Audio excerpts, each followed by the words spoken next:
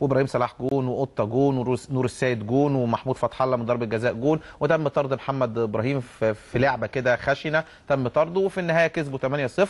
محمد عبد الشافي ما كانش متواجد نهائي، قفل موبايلاته ما اعتذرش، فالناس اتخضوا هو عبد الشافي فين؟ حتى محمد رضا وكيل اعماله برضو كان مختفي، ومش مختفي يعني مش عبد الشافي ما بيردش على وكيل اعماله.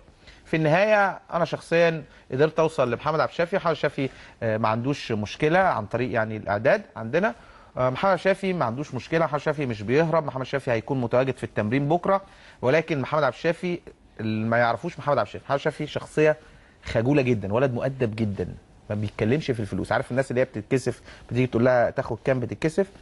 عبد الشافي ما جم مضوا معاه في نادي الزمالك، هو عبد الشافي زملكاوي اكتر من ميدو وشيكابالا عشان تبقى انتوا عارفين يعني. بس ووالدته يعني مش والده كمان، والدته زملكاويه رهيبه. وهو عشان الناس ابتدت تربط بقى اصل الاهلي بيلعب في دماغه وبتاع، الاهلي كلم عبد الشافي اكتر من مره قبل كده، بس عبد الشافي من اللعيبه اللي ما تقدرش تلعب في مصر غير نادي الزمالك، هو دي شخصيته عشان تبقى انتوا عارفين.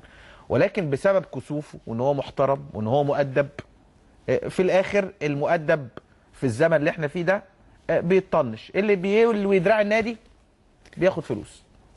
عبد الشافي اكتر لعيب تقريبا هو وعبد الواحد السيد لعبوا كاساسيين في الفريق، وفتح الله على ما اعتقد قبل ما يقعد فتره كده مع كابتن حسن شحاته. ولكن عبد الشافي لاعب اساسي في فريق نادي الزمالك. عبد الشافي بياخد كام؟ قعد من الاخر كده، قعد مع احد اعضاء مجلس الاداره، وما كان جاي كان معروض ان هو يروح للاهلي والزمالك، والراجل اختار الزمالك، فقالوا له هنديك 1.5 مليون في اول سنه وامضي. مضى، جه يشوف ال1.5 مليون لقاها بقت 800، لقاها بقت 800 ويا ريت بياخدها.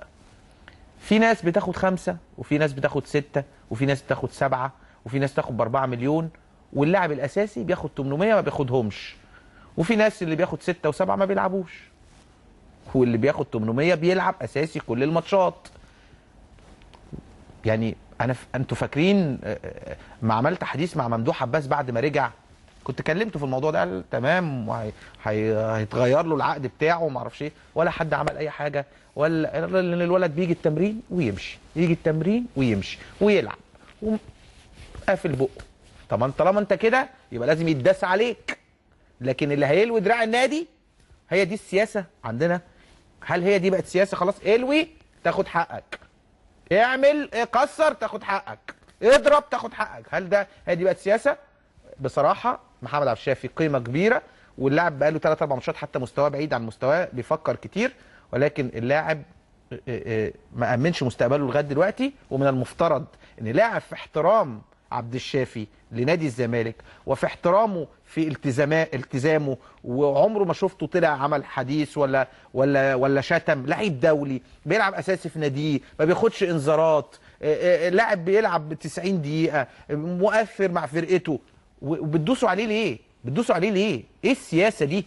دي سياسه فاشله، اداريه فاشله، دي سياسه اداره فاشله.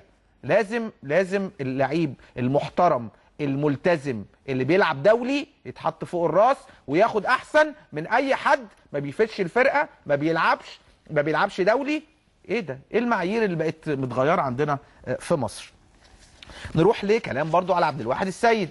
محمد شيحه ودى ورقه بمعظم انديه مصر منها النادي الاهلي بيعرض عبد الواحد السيد على الاهلي، فعبد الواحد السيد طلع قال انا ما اعرفش.